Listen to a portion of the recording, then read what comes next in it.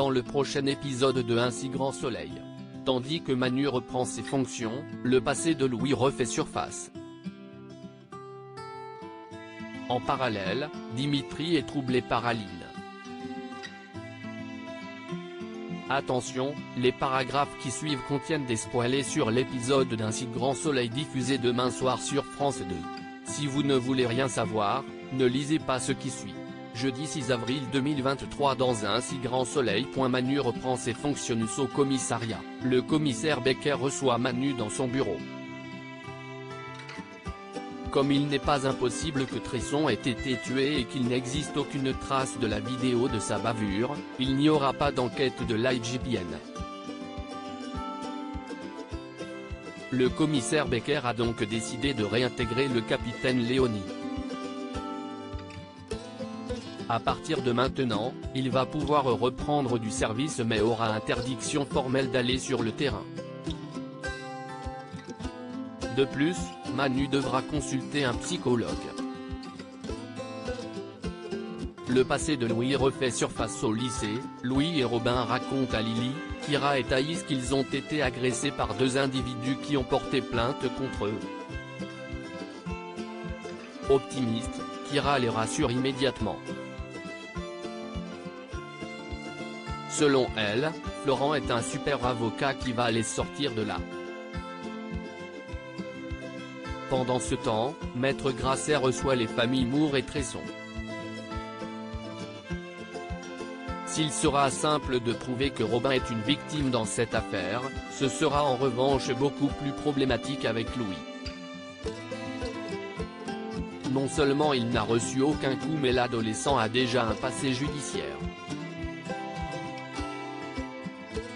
Le fils Moore sera donc convoqué devant un juge pour enfants pour entrave à la justice concernant l'enquête sur la mort de Myriam Lévy. Comme une autre plainte a été déposée contre lui, Louis risque d'écoper d'une peine avec sursis et non d'un simple rappel à la loi.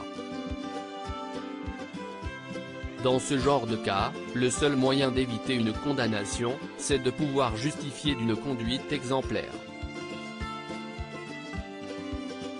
Si Louis fait l'objet d'une autre plainte, cela risque ainsi de se retourner contre lui. Tandis que Marc cherche à savoir s'il existe un moyen d'éviter cela, Florent suggère de se rapprocher de l'avocat de Beaufort afin de trouver un arrangement. Peu après, Florent appelle Maître Levard, le représentant légal de Monsieur Beaufort.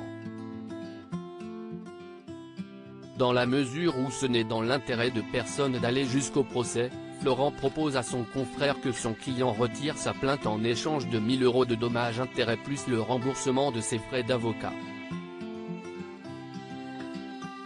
Beaufort accepte alors à condition que Louis et Robin s'excusent.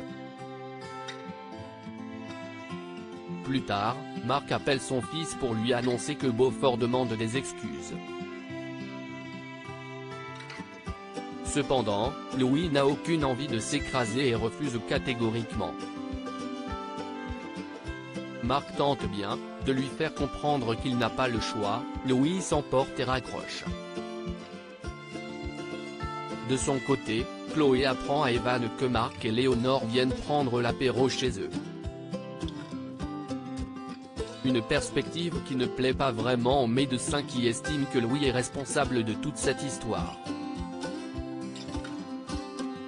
Il va même jusqu'à penser que c'est lui qui a entraîné Robin.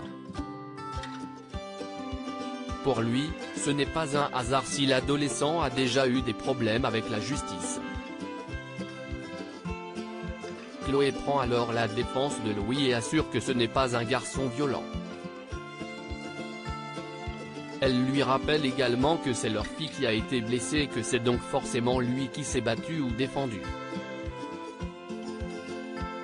En parallèle, Beaufort rejoint son complice et précise que les parents des deux adolescents proposent de le payer 1000 € pour qu'il retire sa plainte. Et autant dire que Beaufort se réjouit à l'idée d'avoir obtenu que Louis et Robin lui présentent personnellement des excuses. Seulement, le complice de Beaufort trouve que c'est une mauvaise idée et lui conseille de faire profil bas pour éviter que les flics ne s'intéressent à eux. Le soir venu, les Moore et les Cresson se retrouvent autour d'un verre. Si Léonore, Chloé et Evan sont d'accord pour accepter les conditions de Beaufort, ce n'est pas le cas de Marc qui n'entend pas céder à son chantage. En effet, le journaliste n'a aucune envie d'obliger son fils à mentir et à s'écraser devant un escroc. Rapidement, le ton monte entre Evan et Marc qui n'ont pas le même point de vue, ce qui oblige Chloé à intervenir pour apaiser la situation. Dimitri est troublé par Aline et Dimitri font une balade à cheval. L'occasion pour le compagnon de Sabine de questionner Aline sur sa vie personnelle. Après lui avoir parlé de son parcours professionnel, elle se confie sur son mariage raté. Si elle ne partage plus grand-chose avec son mari, elle reste en revanche avec lui pour leur fils qui est encore petit. À son tour, Dimitri se livre sur sa vie de famille. À la fin de leur balade, Aline raccompagne Dimitri. Ayant passé un moment agréable, elle espère ne pas l'avoir mis mal à l'aise avec ses problèmes conjugaux.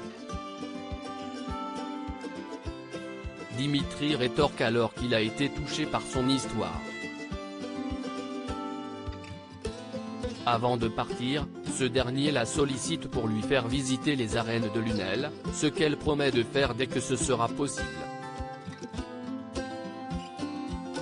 De retour à l'agence, Dimitri fait écouter sa conversation avec Aline à Eve. Les deux associés peinent à comprendre pourquoi Aline n'a pas parlé du handicap de son mari et a menti sur le fait qu'il n'était jamais présent à la maison.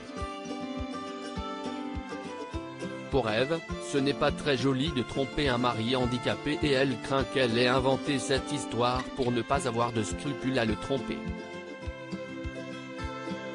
Quoi qu'il en soit, ils ont désormais tout ce qu'il faut et n'ont pas besoin d'aller plus loin.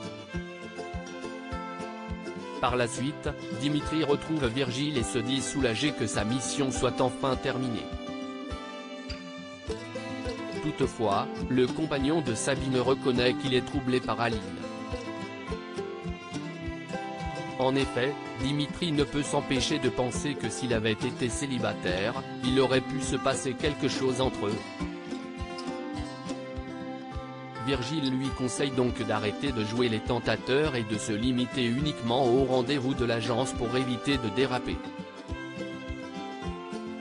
Non loin de là, Eve appelle Thibaut et lui apprend que sa femme n'est plus amoureuse de lui. Si elle pensait que la mission était terminée, Thibaut souhaite maintenant savoir si Aline lui est restée fidèle. C'est pourquoi, il désire que le tentateur poursuive sa mission. Dos au mur, Eve n'a pas d'autre choix que d'accepter. La nuit tombée, Eve travaille chez elle lorsqu'elle reçoit un appel de Dimitri sur son téléphone professionnel. Comme le mari d'Aline veut continuer la mission, Eve prie Dimitri de se remettre au travail. Tandis qu'ils discutent, Manu rentre. Surprise, Eve jette immédiatement son téléphone dans son sac. Manu, qui entend du bruit, ouvre le sac et découvre les deux téléphones portables de sa compagne.